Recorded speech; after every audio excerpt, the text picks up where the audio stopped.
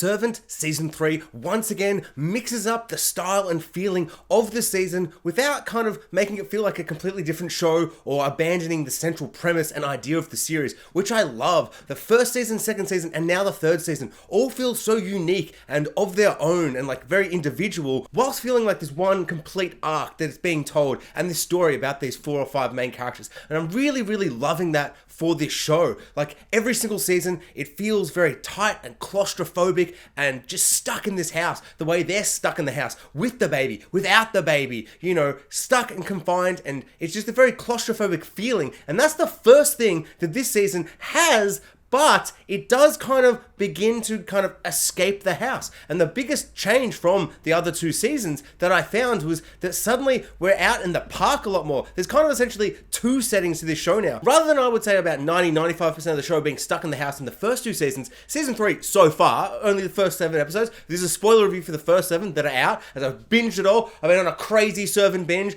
Super disappointed that's not all out. I want to see those last 3 episodes of the season, but I'm also keen to see it week to week now. But the main thing that I kind of noticed was we are now kind of being outside in the park. So there are now these 2 settings, and I think that works really, really well, and it's kind of really interesting to see that, because the main kind of theme and idea that's kind of prevalent this season that hasn't been in the other 2 seasons is that Leanne, our nanny character, she's going through this like intense paranoia and just this fear, this absolute uncontrollable fear that the cult is out to get her. I mean, we know they're out to get her because they're definitely coming back for her, but when, where, how, who will it be? And she keeps saying it could be anybody. And so with this fear and paranoia and this idea that it could be anybody or everybody that's in on the cult and they could strike at any time, that kind of works. You know, you can have people coming to the house, like that amazing episode right at the start where all the mothers and their babies come and she's super nervous. She thinks anyone with a scar on their back. And then when Mr. Smiley is there alone suddenly and everyone's gone, Mr. Smiley, Mr. Friendly, what are those? But you know, he's just suddenly there and he's like alone. He's like, it's all good.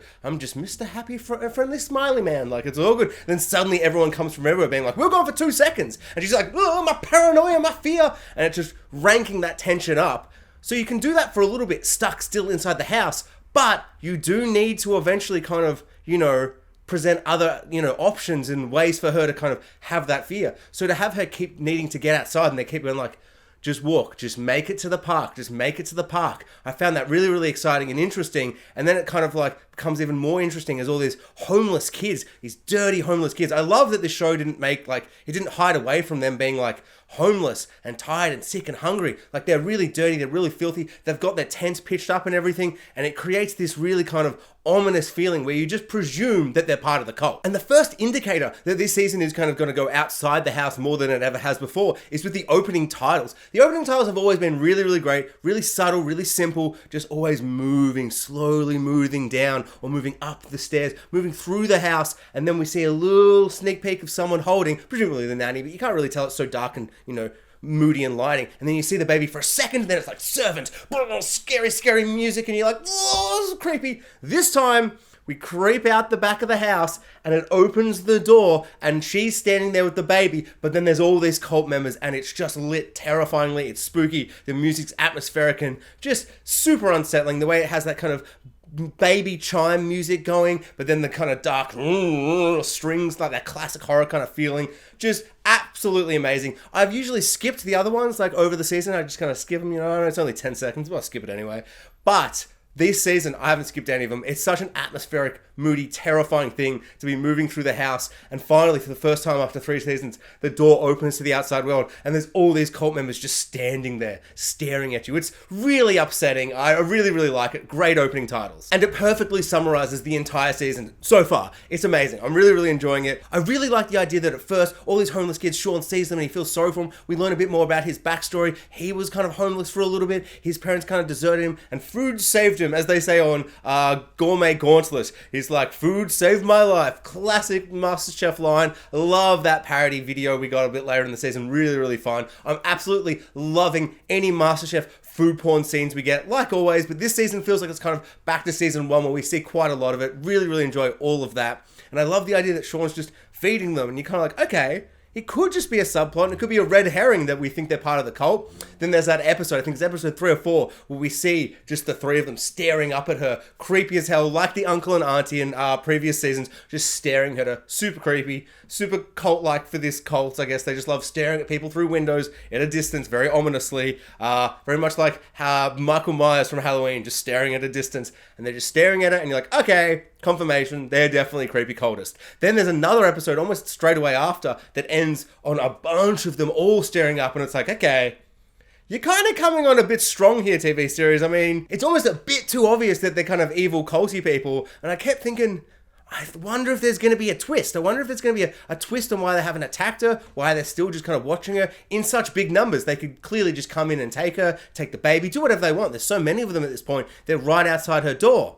But it didn't really occur to me until that moment where she gets chased through the food market and the street kind of party, and then gets into the park, and then it cuts to black, episode ends, and I was suddenly like, I'm clicking play straight away, I'm binging through this, but I did have time to think as the opening credits played.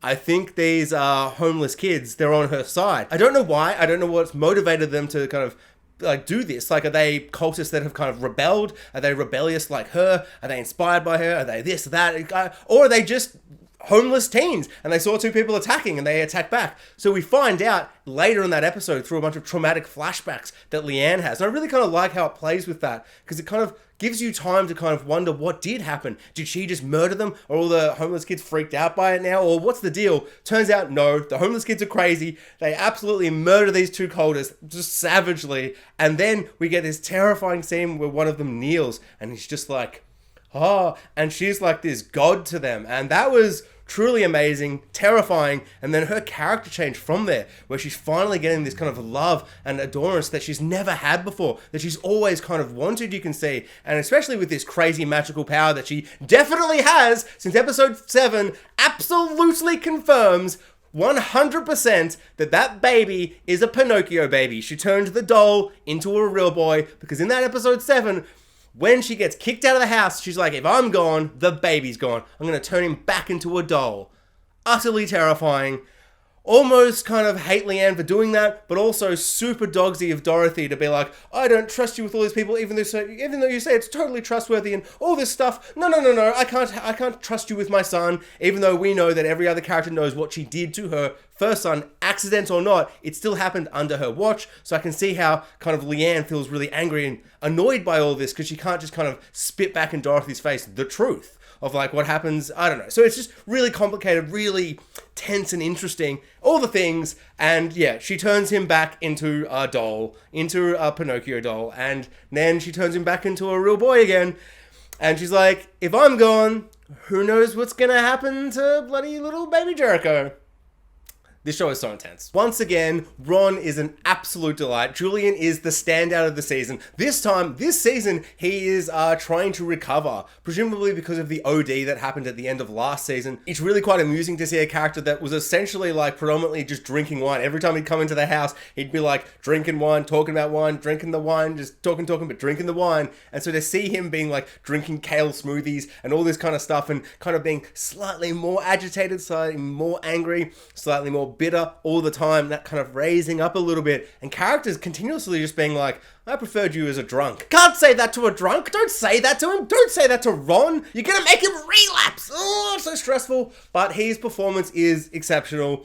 Considering he's kind of the most side main character, I do find he kind of steals the show a little bit, and I don't even think that's just because I'm like, look at Ron doing acting and stuff. It's just the performance is actually really, really great. I really love the character. I really love how he's turned and adjusted. You know, like the last season he had sex with bloody nanny Leanne character, and the way it's kind of progressed this season, where he's like, oh god, I don't like being the older man. You should sleep with people with not receding hairlines and with, you know, muscles and stuff like that. And she's like, your dad dates younger women. He's like, oh, I'm becoming my dad. Oh. Just fantastic. Absolutely love him. Every single scene, he's just perfection. I honestly just think he's just amazing. He should be cast in more things. Like, I haven't seen him in anything since. I actually thought he was kind of the one of the trio in Harry Potter that kind of hasn't been, you know, given roles, or maybe, you know, people didn't find him, you know, as good an actor. Like Daniel Radcliffe has really kind of done some crazy wild stuff. Emma Roberts is in huge big blockbusters, But if he's just been in lots of little small TV series like this that aren't getting like you big press junkets and all that kind of stuff, I'm so keen to find out more. So anybody that's seen him in anything else where he's amazing, comment below. I would love to know what they are. Leanne's jealousy of Dorothy and kind of that intense feeling of being like, I don't know if I can trust if it's her baby or if it's a Pinocchio baby. I mean, we now know due to that last episode, definitely Pinocchio baby. I've been right all along. I mean, it was the most obvious answer. But like, if it was her baby, all that tension that you feel with her and Dorothy, who's the real mother, and, you know, the nanny wanting to hold the baby more, but Dorothy being like, it's my baby. But is she just worried that Dorothy's gonna, like, let something happen to the baby again, like original Jericho? All these things are really interesting. But that jealousy always comes out in really intense, horrific ways. Like when Toby also, who's the bully from Tom Holland's Spider-Man, he's been exceptional the whole series. I haven't really mentioned in my other reviews because there's just so much to talk about, but he's amazing. I really love seeing an actor who's just a little bit role in huge, big blockbusters, but he's amazing as essentially like a side character. And so mostly we see him as Chef Junior to Sean, our big master chef of the show. But there's also been this kind of budding will they won't they kind of romance with him and Leanne, and I love that moment where he has like his other chef friend come and she just loses it. She goes full Gordon Ramsay, swearing and screaming and throwing things everywhere and just losing her mind at Toby. And Leanne, like the audience, is like, no, not to our sweet, adorable Toby. How dare you? But, you know, I probably wouldn't have gone so far with my evil magic powers as to make her lose a finger. And just like all the magic in this show, there is or special supernatural powers, or whatever you want to call it. I'm just calling it magic to be simple and easy. Her witch powers. Every single time, there is always like this kind of thing of being like, well, I guess she just slipped on the sauce and cut her finger. But it's like, no, she drew it in her book. Maybe she drew it in her book after, but I don't trust it. No, because there's seagulls. She didn't go to the beach in the first episode where everyone's happy, having an amazing happy family time now that Jericho's back. Amazing as well. Just love that everyone was happy. But she's got the little seagulls in the drawing, and you think she's just doing ticks. I'm like, what's with all the ticks, Leanne? What's with all the ticks? They're not ticks, they're seagulls! She unwittingly brought a bunch of seagulls down to Ron and bit his face. Crazy witch stuff. Classic witch stuff. Bringing animals into it. Absolutely terrifying. I love it, but just, oh, so scary. And also with trying to make Dorothy lose her job when she starts lactating and stuff. Just, oh, so rude, so mean. I love how Dorothy, though, later when they're doing the big street food, like the food court street thing, where they're all having a big party and there's jumping castles and all that stuff.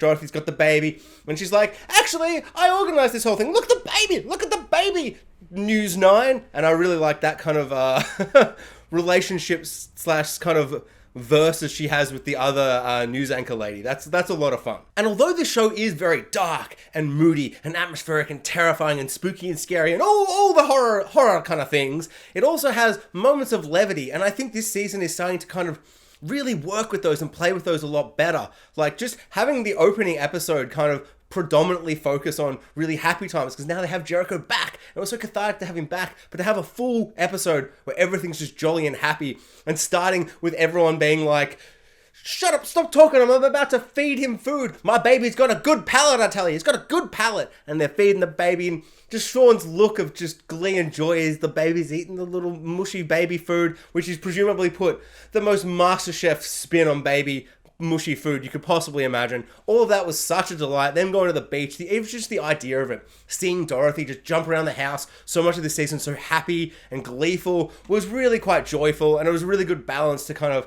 the turn it starts to take in the later couple of episodes so far. And another one of those really great kind of moments of just, oh, we're having so much fun, is halfway through, like, because there's so much paranoia and like Leanne's like, I can't leave the house. And then that episode where she's like, I'm gonna come to the street market, which is episode 5, and there's a big street market right outside their doors. She goes, she's experiencing it all. Then her and Toby start having like fun, and they start kind of, and there's this a little fun montage with some really nice music, and they're just having fun doing market stuff and eating and drinking and dancing and all these things.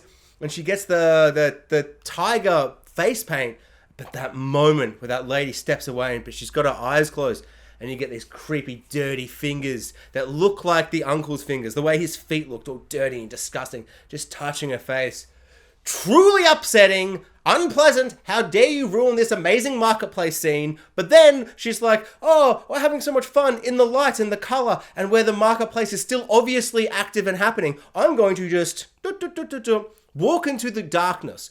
Walk into this essential dark, moody, just obviously not still open marketplace. Be like, is anyone still working here? Is anyone still got... I mean, all the lights are off and all the things are shut down. And clearly someone evil is going to be back here. But has anyone got some food for me? You passed a bunch of food that was open with lights. What are you doing, Leanne? How infuriating. But of course, cultists are there and they're like, we're just warming up a cheeky little knife to stab you with. And then they chase her into the forest. And then we get that end episode that I discussed earlier, which is truly terrifying, but also a little bit silly and contrived with how it was presented. But whatever. I mean, you know, a show can't be perfect the entire way through. And the show is mostly fantastic. So I can kind of like, you know, get over those things. But it's just funny to mention them because it was like, what are you doing, Sharon? Come on, mate. The show at times is kind of playing with the idea that Dorothy is going to relapse and realize that Jericho died and he's been brought back as a Pinocchio baby from the doll that they had, the reborn doll, and all those things are going to click into place. But in season 2 and now in season 3, I feel like they're not so interested in that, in kind of going through the story and characters and, you know, playing and using as much material and kind of delving into this world.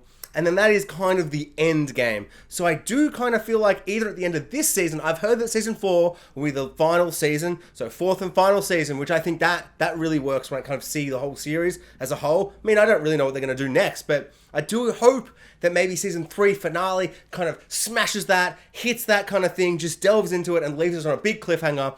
Or it really is going to be saved until a very late game in season 4 to actually happen. Because sometimes they teeter on the idea that you're going to find out. Like when the Gourmet MasterChef, Gourmet Gauntlet call back Sean and like, we want you back on the show. Bam, bam, bam, back on the show.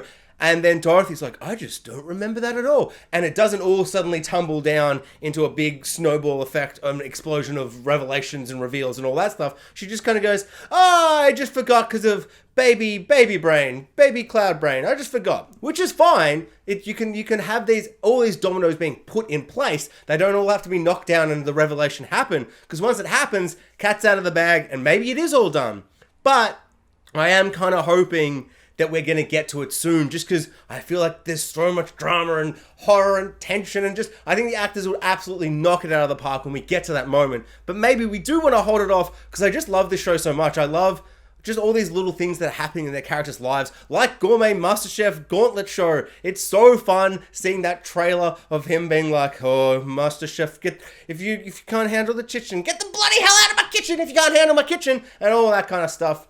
Just so cheesy and dumb, and I just loved it. I've watched way too much MasterChef, so it's great to see them parody it. It seems like such a great little kind of thing to have, this little wrinkle in the show that kind of breathes true life into it. I love the idea that like fame and like the kind of fame between the two like parents, like she's on the news all the time. I'm on the news. Channel News 8, or whatever she says. And this is me, Dorothy, whatever my last name is. News 8. And, you know, he's like, yeah, cool. She's like, let's watch it. Let's watch me. Let's watch me on TV, the thing I just did today. Let's watch me, baby. Look at me, I'm on TV. And she's so kind of egotistical in that way, and kind of a bit neurotic and a bit like self-centered. And the way she's a little bit jealous, maybe a little bit too jealous of her husband, doing really, really well because he's a sweet, awesome MasterChef guru guy. So, of course, they want him in his show. And yeah, I don't know, that little tension that's bubbling up there, really fascinating, loved it all. And so I was really curious how this season was going to handle like the family versus the cult. What was it going to kind of look like and present itself as? And the idea that this whole season has been about paranoia and being like afraid that they're going to attack in any way. But now we've got this other rebellious part of the cult that's now on her side with all these people in the park. And all of that, now we kind of know and understand what's going on there. For the most part, it could totally open up and be something even more different than we thought it was. But it seems like she's almost got like this little army of goons with her, of cultists that are now siding with her. And I wonder, is this going to transition to her starting her own kind of segment of the cult? Or I don't know, what's going to go on there? Or are they just going to be there to protect her? I'm really interested in how this is all going to play out. I do presume that Uncle has to come back at some point. He's been such a mainstay antagonist of the first 2 seasons, but he has only been very brief. Like, his performance is just so kind of like memorable. Like that moment in season 1 where he's in the baby crib. I'll never forget that. It's so weird. His legs would be so cramped. What's he doing, man? What's he doing? But then the biggest thing is, as I said, just baby turns back into doll when Leanne is kicked out, and Leanne's back now, and the baby's back. So absolute 100% confirmation. She's a Pinocchio doll making witch lady, and Jericho is definitely going to be Dorothy's. He's going to be the reincarnation, reborn version of Jericho, however that kind of translates. I love how Julian, Ron's trying to do some hair stuff, and that revelation that it wasn't Dorothy's, I was so shocked. I'm like, I just swear it was going to be Dorothy's. It's so weird that's not. And then that lady's like, that hairbrush is mine too. Ha ha ha. We got you, audience members. We bloody got you. And I'm like, you got me. You really got me. So yeah, very, very excited to see what happens next. I am a little afraid because I've watched about 27 episodes in like 2 days, absolutely binge and smash the show, absolutely loving it. And now there's 3 episodes left and you're able to binge them all really, really quickly because they're so tight and contained, 30 minutes each, really punchy, really good. No messy filler, muss and fuss and all that stuff. But I'm a little afraid that I'm going to get, and we're going to play the next episode and it's going to run out and I'm going to be like, oh, I want to watch more. I want to watch more. 1 episode, that's not enough. But that's the classic thing when you're binging a whole show and then you suddenly get up and there's just week to week for a couple of weeks. That's can be a bit depressing. I kind of wish the last 3 episodes are out. I just want to watch it all right now. But also I'm super excited that there's more to come and I can't just consume it all and then in 3 hours be like, oh, I want more. I'm still hungry for Servant. So, you know, I mean, I'll never be happy either way. Although I am very happy watching this show, which is truly upsetting and terrifying. But since episode 9 of season 1, we've never had something so horrific like that kind of moment that starts really the series. So I'm glad that we're having almost like fun. That's probably not the right word, but I'm really enjoying this series. It's fantastic. Thanks for watching, guys. Like, subscribe, hit the notification bell, do all the YouTubey things, and comment below. I'd love to know what people think of this season so far. And just, yeah, I just love to know people's thoughts, theories, speculation, all the things.